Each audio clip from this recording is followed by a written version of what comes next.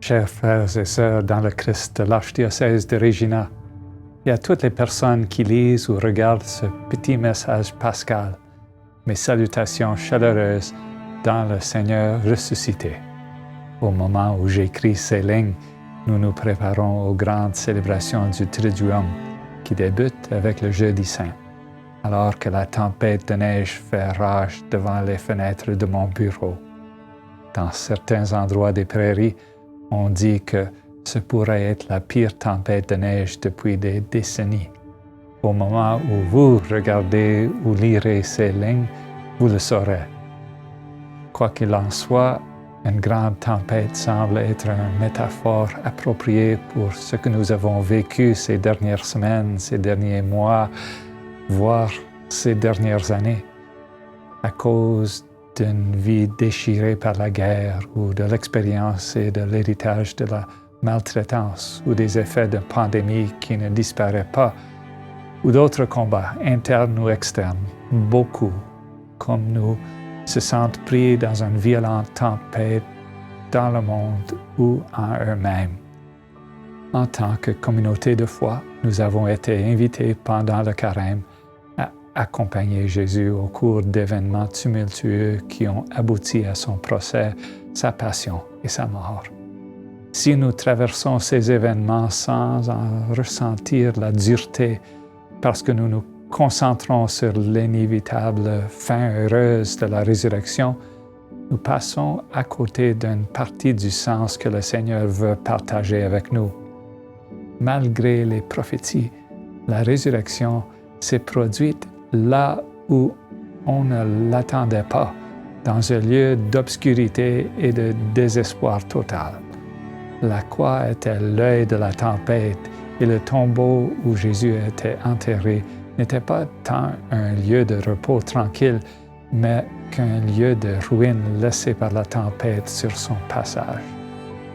Lorsque nous nous trouvons dans des lieux de profond découragement, de dépression ou de dévastation, au milieu des décombres de notre monde, de notre société ou de nos vies, eh bien, nous nous trouvons là où Jésus se tenait. Seul Dieu peut faire naître la vie d'un tel désastre. Seul celui qui est l'auteur de notre être peut finalement apporter la guérison, la transformation et la plénitude. Et en nous souvenant de l'événement de la résurrection, dans nos célébrations de Pâques, cela vient nous rappeler et nous assurer que c'est précisément ce que Dieu désire faire. Le Christ est ressuscité et cela se traduit dans notre expérience de la manière suivante. Dieu fait pour nous ce que seul Dieu peut faire. Il nous permet de respirer à nouveau. Il nous permet de connaître et d'expérimenter à nouveau la joie. Il permet qu'une profonde espérance soit plantée en nous. Nous ne sommes pas seuls dans cette vie. Notre vie n'est pas sans but. Et nous, ainsi que toute la création, sommes en fin de compte entre les mains de celui qui est infiniment bon, miséricordieux, juste, indulgent, tendre et accueillant. Voir nos vies et notre monde avec des yeux pascals ne fait pas disparaître la douleur, le sentiment d'accablement, la tristesse ou la frustration de la vie, mais cela nous permet de nous souvenir. Il existe un moyen de se sortir de ce pétrin. Dieu connaît cette issue et nous sommes invités à oser croire que le Dieu qui a ressuscité Jésus d'entre les morts marchera aussi avec nous dans nos moments de plus grande difficulté et quand tout semble perdu. Vous avez probablement déjà entendu le dicton « La vieillesse n'est pas pour les mauviettes ». Je pense que ce dicton pourrait être élargi un peu. L'enfance n'a rien de facile, ni l'adolescence, ni les défis de l'âge adulte, de la parentalité, du travail et de la vie communautaire dans une société marquée par une profonde rupture. Ce n'est pas facile à aucun âge. Lorsque Dieu a créé la vie humaine, il l'a fait de manière à nous attirer dans son cœur. Et la vie, la mort et la résurrection de Jésus nous en disent long sur le cœur de Dieu. Il y a des expériences dans la vie qui sont remplies de bénédictions et d'émerveillement, d'une vie nouvelle, d'une joie à couper le souffle. Des expériences, pourrait-on dire, qui nous donnent un aperçu de la résurrection. Il y a aussi des expériences qui sont dures, voire, pourrions-nous dire, crucifiantes. Le pire, c'est que nous les faisons subir les uns aux autres.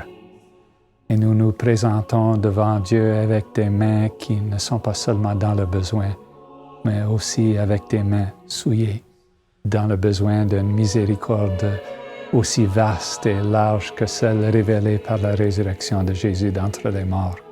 Il y a une dimension pascale dans tout ce qui compose la vie, et Dieu est à l'œuvre au milieu d'elle, nous transformant, nous invitant à devenir des disciples toujours plus engagés et à embrasser toujours plus profondément la manière dont Dieu aime et transforme le monde en vie divine. Le Seigneur plante une autre parole dans nos cœurs en ce temps pascal, et la voici.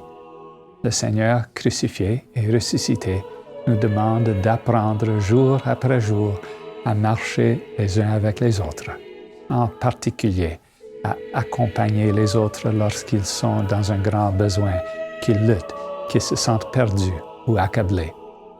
Dans la foi, nous croyons qu'il est vrai que nous ne sommes pas seuls, mais nous avons besoin de la présence des autres pour grandir, pour croire, pour faire confiance. Dieu veut travailler à travers nous, exprimer sa solidarité avec les autres, faire preuve de compassion à travers nous. Ainsi, alors que nous célébrons la joie de la résurrection, réjouissons-nous au plus profond de notre être que Dieu soit pour nous et avec nous dans cette vie. Et nous trouvons des moyens d'incarner la présence vivifiante de Dieu auprès des autres dans le tumulte de nos journées. Le Christ est ressuscité. Joyeuse Pâques à chacune d'entre vous, ainsi qu'à toutes les personnes que vous aimez.